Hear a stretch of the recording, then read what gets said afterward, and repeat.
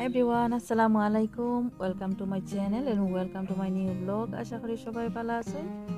যে যেখান থেকে আমার আজকের এই ভিডিও দেখা সবার প্রতি অনেক অনেক দোয়া রইল। এই তো নতুন একটা গার্ডেনিং ব্লগ নিয়ে আইলাম। আশা করি সবার ভালো লাগবে যারা গার্ডেনিং ব্লগ ভালো পায়। আজকের গার্ডেনিং ব্লগে আমি শেয়ার করি আর এই যে কিছু খাসামরিচের গাছ আছে, এগুলা কালো খাসামরিচের গাছ। আর এগুলা রাউন্ড শেপ কালো খাসামরিচ যেগুলা এগুলার গাছ। তো কিভাবে এগুলো আমি ট্রান্সপ্লান্ট করি, রিপোর্টিং করি অথবা সেপারেট করি আজকের ভিডিও শেয়ার করবো। সবাই কম বেশি জানেন কিভাবে এগুলো ট্রান্সপ্লান্ট করেন, তারপরেও আমি আজকে ট্রান্সপ্লান্ট করি আর এই কারণে এগুলো শেয়ার করি। আর তো দেখতে থাকুক, আশা করি সবার ভালো লাগবো। আর যদি ভালো লাগে please like share and comment করবা। যারা অলরেডি সাবস্ক্রাইব করছেন থ্যাংক ইউ সো মাচ। নতুন যারা আছেন সাবস্ক্রাইব করিয়া আমার চ্যানেলের পাশে থাকবা।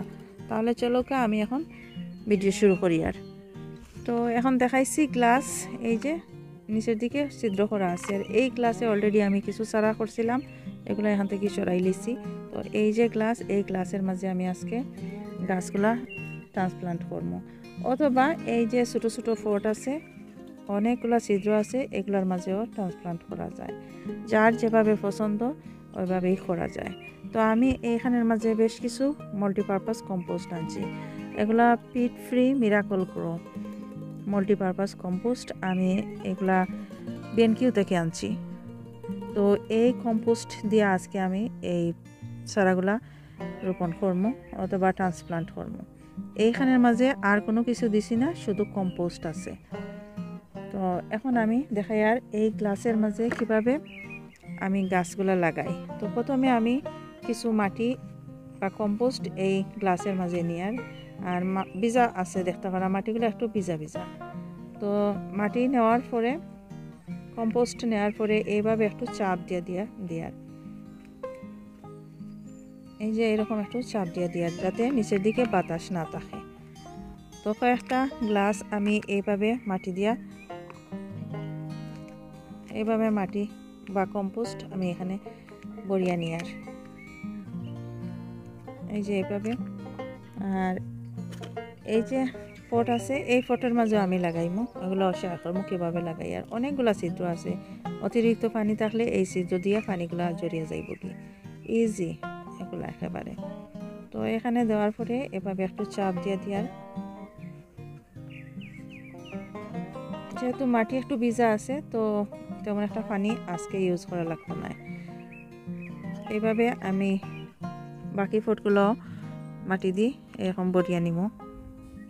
এখন আমি যে কাজ করবো, এইখানে যে গাছগুলো আছে এই গাছগুলো আমি আস্তে আস্তে উঠাই আনিব।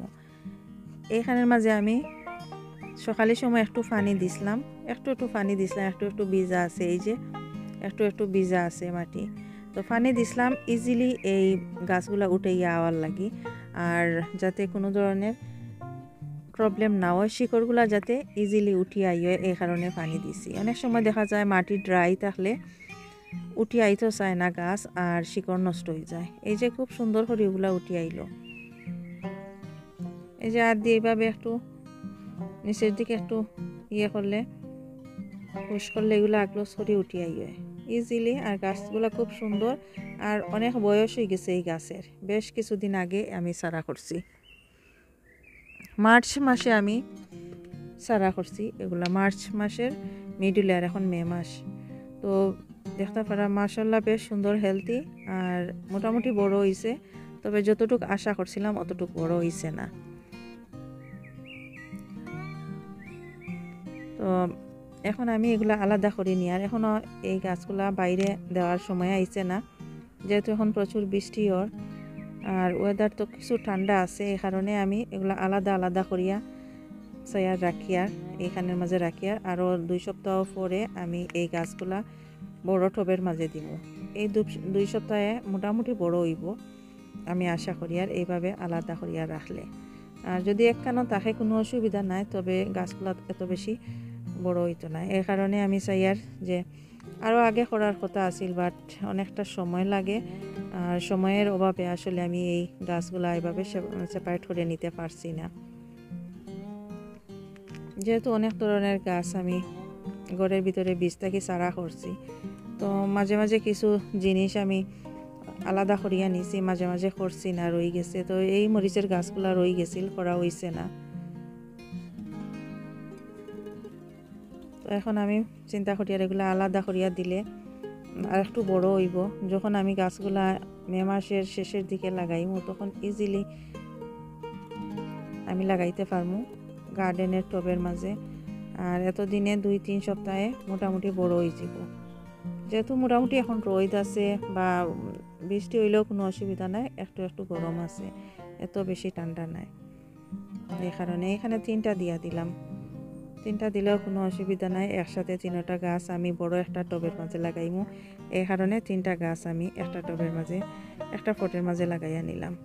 তো এই যে আছে আরও চারা, এই যে ছোটো ছোটো চারাগুলা, এই চারাগুলোও আমি বাকি যে গ্লাস আছে গ্লাসের মাঝে মাটি দিয়ে এগুলো লাগাইয়া নিব। আর যত ধরনের কাঁচামরিচের গাছ আছে সবগুলো আমি এইভাবে লাগাইয়া নিব। আরও কিছু কাঁচামরিচের গাছ আছে, এগুলো আমি আসলে সেপারেট করছি না, অনেকগুলা নষ্ট হয়ে গেছে। আর সময় তো অনেক সময়ের দরকার লাগে, এগুলা একটা একটা করিয়া এগুলা সেপারেট করা অনেকটা টাইম নিয়ে এগুলা করা লাগে। আসলে যারা চারা করেন তারা বুঝতে পারেন যে অনেকটা কষ্ট, চারা করার পর এগুলারে বাঁচানি অনেক কষ্ট আছে। আবার যখন একসাথে অনেকগুলা চারা করা হয় তখন এগুলারে আবার একটা একটা করে এইভাবে আলাদা করা আরও অনেকটা কষ্টসাধ্য আর অনেকটা টাইমের দরকার হয়। তো আসলে টাইম বার করা আমার লাগে একটু হার্ড হয়ে যায়। তো বাকিগুলো এইভাবে আমি লাগাই নিব, লাগানোর পরে আমি শেয়ার করবো কীরকম হয়েছে। এই যে সবগুলা গাছ আমি খুব সুন্দরভাবে একটা একটা করে লাগাইছি। আর এই কিছু রয়ে গেছে, বেশ কিছু রয়ে গেছে, এগুলারে উঠানির পরে আবার আমি সবগুলো উঠাই লিছি। উঠানির পরে আরও নতুন করে কম্পোস্ট দিছি, এখানে দেওয়ার পরে একটু সরাই এগুলো লাগাইয়া নিছি। এগুলো এমনিতেই লাগাইছি, যদি মনে হয় আমি বড় টবের মাঝে লাগাইতাম তাহলে লাগাইমু পরবর্তী সময়, কারণ অনেকগুলা চারা হয়ে গেছে। যেহেতু অনেকগুলা চারা, সবগুলা চারা আমার লাগতো না, সবগুলা যদি চারা বাঁচি যায় তাহলে লাগতো না, এখন একটা চারা হইলে হইব। তো যেগুলা লাগবো আমি আসলে বড় যেগুলো ওগুলো গার্ডেনে টবের মাঝে লাগাইমু। সাধারণত আমি টবের মাঝে লাগাই, বড় টবের মাঝে এগুলো আমি রোপণ করি।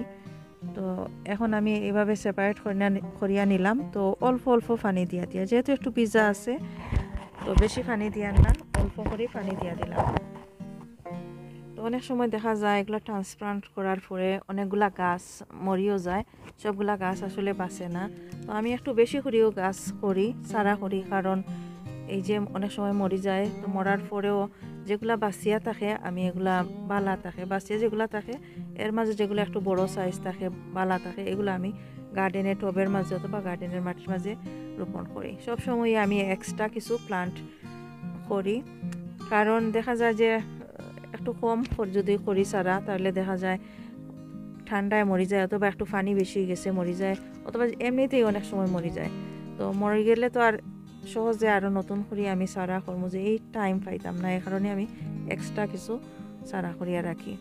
তো এই যে ফটগুলো আমি এই বাস্কেটের মাঝে, ফ্রুট বাস্কেটের মাঝে আমি রাখিয়া সবগুলা ফট রাখি আর এইভাবে। আর এগুলো আমি আর গড়ে নিতাম না, গ্রিন হাউসের মাঝে রাখি দিব, কারণ গড়ের মাঝে অনেকগুলা গাছ আছে। তো সবগুলা গাছ আস্তে আস্তে আমি গ্রিন হাউসে টবে গার্ডেনের মাঝে লাগাইয়া নিমু আর গ্রিন হাউসের মাঝেও রাখি দিমু।